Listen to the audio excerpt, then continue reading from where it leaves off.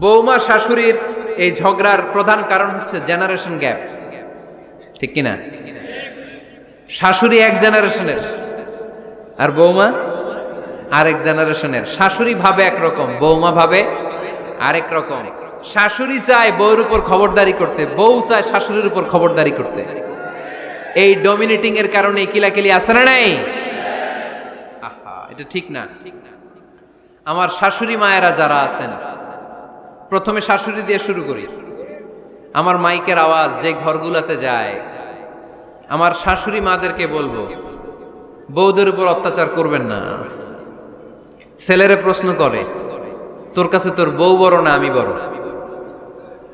আছে না নাই? এটা একটা প্রশ্ন হইল। তোর বউ বড় না আমি বড়? দুইজনেই বড়। তো এক ছেলে সুন্দর উত্তর দিছে, আমার কাছে ভালো লাগছে উত্তরটা শুনে।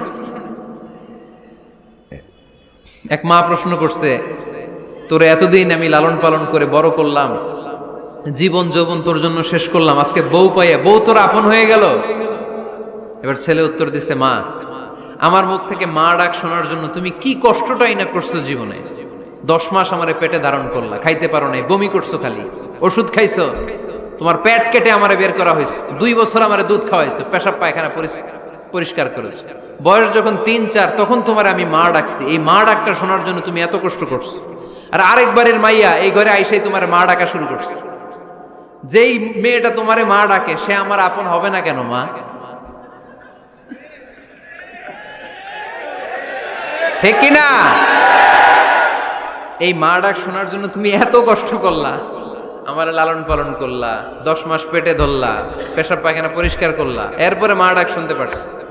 আর আরেকবারের মেয়ে জানা নাই চিনা নাই এসেই তোমার ডাকা শুরু করছে মা। তো যে আমার মারে মা ডাকে তার স্থান তো আমার কলিজায়, ঠিক কিনা? শাশুড়ি আম্মারা যারা আছেন, প্লিজ বৌমাদেরকে কষ্ট দিয়েন না। অনেক শাশুড়ি আছে পান থেকে চুন খসলে রেগে যায়, পদে পদে স্ত্রীর ভুল ধরে, বউয়ের ভুল ধরে, আছে না নাই? এটা করবেন না। সে তো নতুন, আপনার অনেক এক্সপিরিয়েন্স হতে তার সময় লাগবে, তাকে সময় দিন, তাকে ভালোবাসুন, ঠিক কিনা? না বুঝে সামান্যতে বৌমারে বদদোয়া দেয়, এরকম আছে না নাই? কিন্তু বুঝতে চায় না, বৌমারে যদি বদদোয়া দেয় তাহলে তার নিজ ছেলের পরিবারের ক্ষতি, পেটে ধরা যে ছেলে, ছেলের পরিবারের কিন্তু ক্ষতি, তার আপন নাতি নাতনিদেরই ক্ষতি। আওয়াজ করে বলেন ঠিক কিনা? বৌমাকে বদদোয়া দিয়েন না। বৌমাকে নিজের মেয়ের মতো দেখবেন। সমাধান আমি দিচ্ছি। কেমন দেখতে হবে? নিজের মেয়ের মতো। নিজের মেয়ে সকালে ঘুম থেকে ওঠে 11টা, ওইটা সমস্যা নাই। বৌমা কেন উঠলো না, ওইখানেই ঝামেলা, আছে না নাই? মেহেরবানি করে আপনার বৌমাকে আপনার নিজের মেয়ের মতো দেখেন। নিজের মেয়েরে যেমনি আদর করেন তাকেও অমনি আদর করেন। আপনার বৌমারে যদি আপনি কষ্ট দেন, মনে রাখবেন আপনার নিজের মেয়েটাও আরেকবারের বউ হয়ে কয়েকদিন পরে যাবে। আপনি যা যা করবেন আপনার মেয়েকেও তারা ওই রকম কষ্ট দিয়ে বাড়িতে ফিরিয়ে দিবে। চিল্লায় বলেন ঠিক কিনা? খবরদার, টিট ফর ট্যাট। ইট্টি মারলে পাটকেলটি খেতে হয়। এজন্য শাশুড়ি আম্মা জানারা যারা আছেন, বৌমার সাথে খারাপ আচরণ করবেন না মেহেরবানি করে।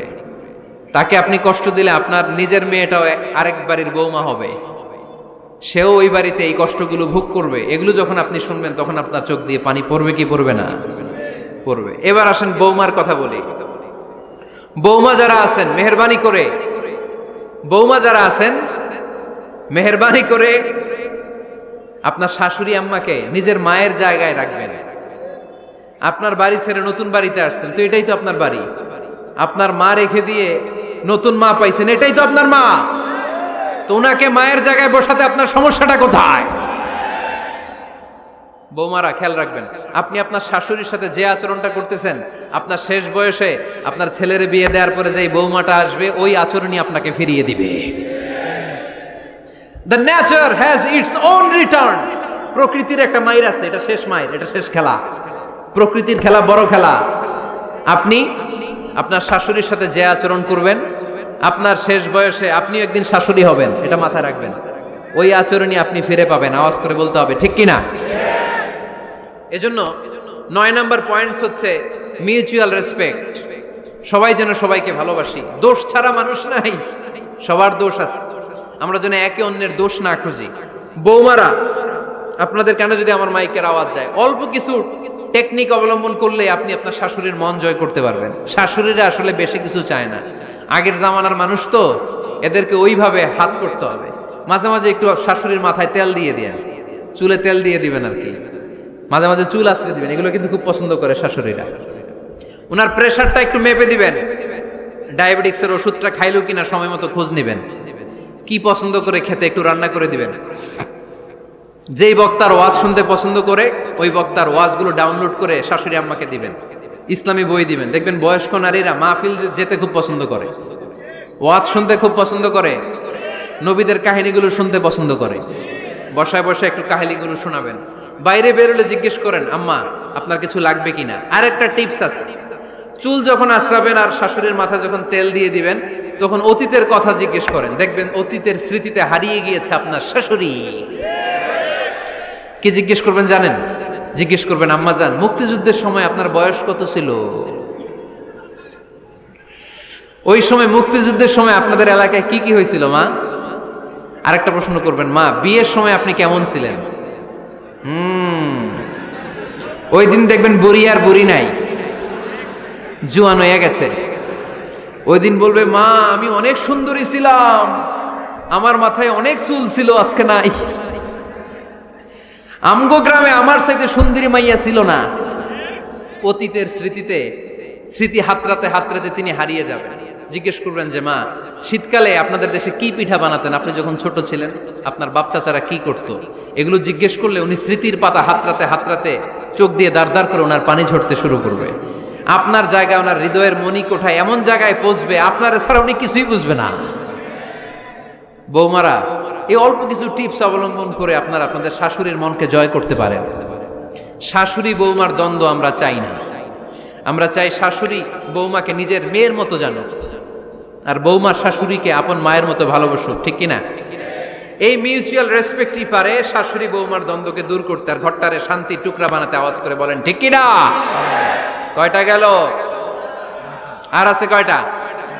দোয়া করবেন একে অপরের জন্য। দোয়া, সাইয়েদনা ইব্রাহিম ফ্যামিলির জন্য দোয়া করতেন, রব্বি জাআলনি মুকিমাস সালাতি ওয়া মিন যুররিয়াতি রব্বানা ওয়া তাকাব্বাল দুআ।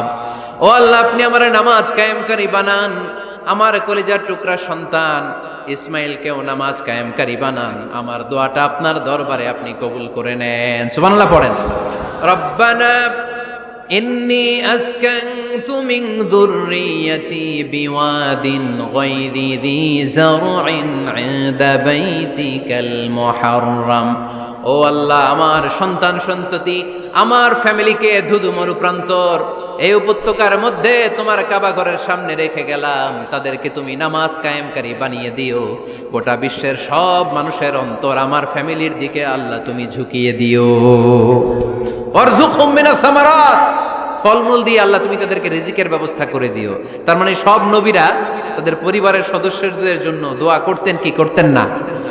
আবার কোরআন আমাদেরকে শিখালো, রব্বানা হাব লানা মিন আজওয়াজিনা ওয়া মিন যুররিয়াতিনা কুররাতা আ'য়ুন ওয়াজআলনা লিল মুত্তাকিনা ইমামা।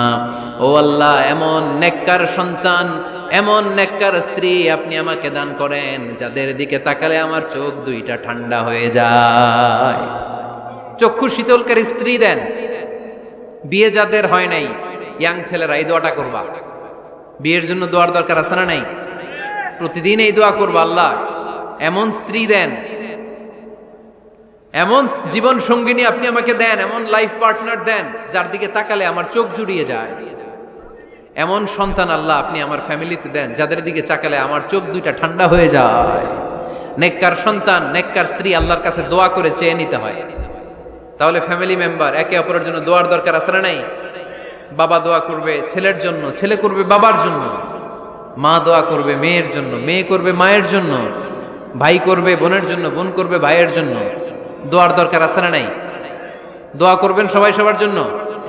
এই যে কোরআনের বঙ্গানুবাদ পাওয়া যায় না এখন, কথা বলেন। স্মার্টফোন আছে কার কার দেখি? হ্যাঁ, কারা কারা স্মার্ট দেখি?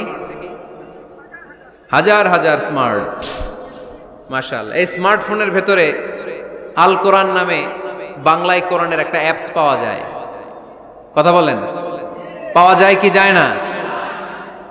আজকে থেকে এই অ্যাপসটা ডাউনলোড করে প্রতিদিন 1 আয়াত 2 আয়াত 3 আয়াত করে পড়া শুরু করে দেন। বাঁচতে হলে পড়তে হবে, বাঁচতে হলে জানতে হবে, ঠিক কি না? এই স্লোগান আমাদেরকে শিখায়। এই স্লোগান তো আল্লাহ, এই স্লোগান দিয়েই তো আল্লাহ কোরআন শুরু করছে, ইকরা বিসমি রাব্বিকাল্লাযী খালাক। বাঁচতে হলে জানতে হবে, বাঁচতে হলে পড়তে হবে, পড়ার কোনো বিকল্প নাই। আওয়াজ করে বলেন ঠিক কি না? সুজানগরের রায়েরা, মোবাইলের অ্যাপসের ভিতরে আমরা কোরআন রাখতে রাজি আছি তো সবাই? হাদিসের অ্যাপস ডাউনলোড করতে রাজি আছি তো? বাস রাজি আছি, ডাউনলোড করে রাইখা দেবো, আর কেউ পড়বো না নাকি? হ্যাঁ, প্রতিদিন একটা আয়াত হলেও যেন আমরা পড়ি। আল্লাহ যা বলা দরকার সব বলে দিয়ে গেছে, নতুন করে আর কিছু বলবে না। আমরা যেন পড়াশোনা করি, আমরা যেন একটা পাঠাগার বানাই। আবারও কখনো আসার সুযোগ হইলে আমি জিজ্ঞেস করবো, যদি আমার মনে থাকে যে আপনাদের পাঠাগার আছে কার কার ঘরে, সেদিন সবার হাত তুলতে হবে। এমনি পারা যাবে তো? আল্লাহ তুমি তৌফিক দাও।